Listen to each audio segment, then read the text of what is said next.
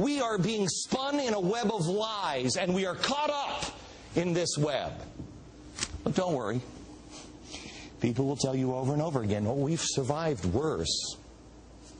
No, we haven't. I spoke to Overstock.com CEO and founder Patrick Byrne, who says he believes Goldman Sachs is a criminal organization. I want you to take a look. This is as if we bailed out the Corleone family, and then they turn around 2 quarters later and have a record quarter. There's a writer at the Rolling Stone, Matthew Taibbi, who's written some of the best coverage of this financial calamity is from Matthew Taibbi at the Rolling Stone, and he has summarized this all in one sentence.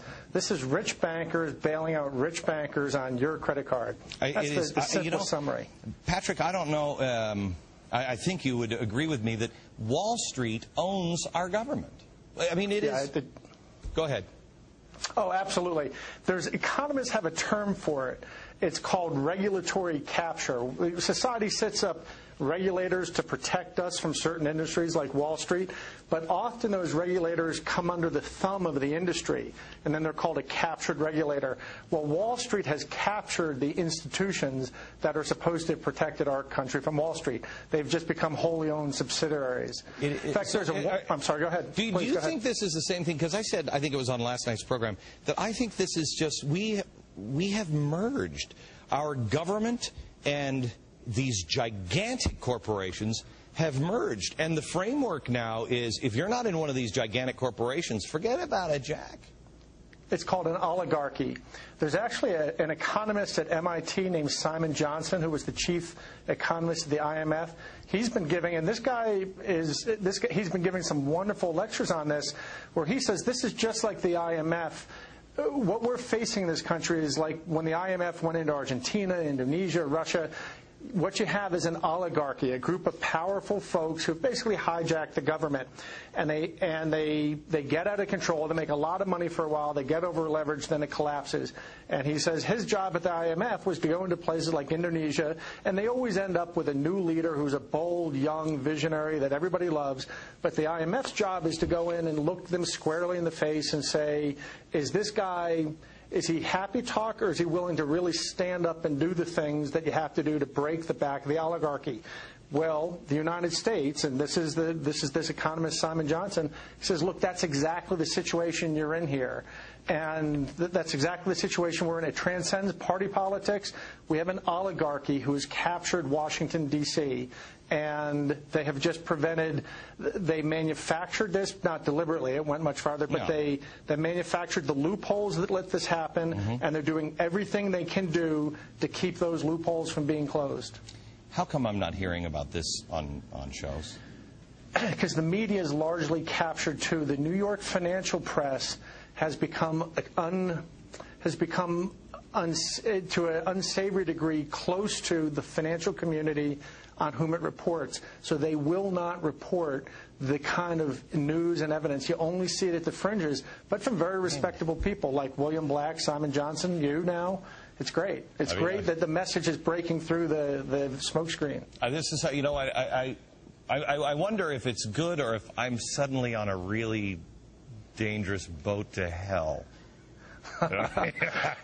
Hey, don't worry. It's just that everybody else won't talk about it because, they're the most powerful people in the world. Okay. Thank you so much. Let me go to Ron Paul now. He's the congressman from Texas. Congressman, I draw this spider web up here, and I see it, and I think to myself, at the center of this really is the Fed. They're in this thing all the way around. And yet, you want to talk about powerful people, you've got a majority of congressmen that are willing to say, we need to open up the books of the Fed. You can't even get this thing brought to the floor now. Why is that? Well, so far we haven't been able to. We have 273, which includes almost 90 Democrats, so the large majority of the congressmen want it.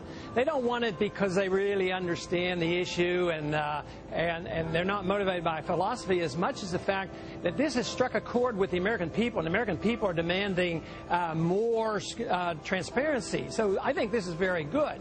Now, I think we had the first demonstration last week when Jim DeMint tried to bring it up in the Senate. Even though he was doing exactly what they had done 4 times on that same bill, they ruled him out of order and said, well, you're not following the rules. That means the information is coming up from above and on down. That means from the administration and leadership, both Republicans and Democrats. So who's blocking it? Can you name names? Who's blocking it? Well, I don't know the individual, but I would know one thing. If Obama wanted change and change of this system, at least exposure, he could do something. But, you know, he got nearly $1 million from Goldman Sachs. So we don't expect anything from the administration. The same people, you know, this to me is a perfect example of my argument that I've made, and I think you generally agree with it. There's not a whole lot of difference between the two parties. No. You know, they're owned by the same people. You take this Goldman Sachs issue.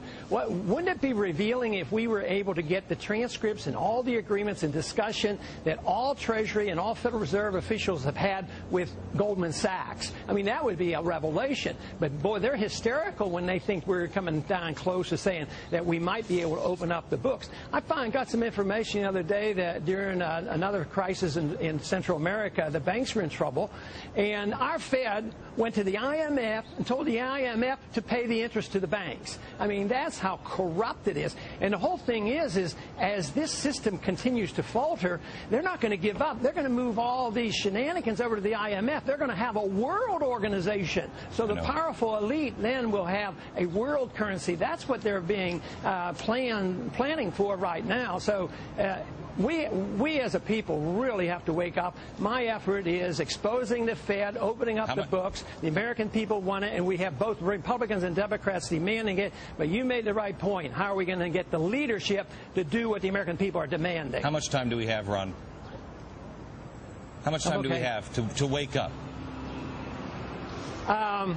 That is hard to say. Timing is really tough in Austrian economics. We know what the inevitable outcome will be. But I would guess it's just a few more years. I would think the handwriting will be clearly on the wall before Obama finishes his first term, which means the next shoe is the crisis in the dollar, the value of the dollar, not just the financial system. We will see high inflation rates soon. Congressman Ron Paul, thank you very much, sir.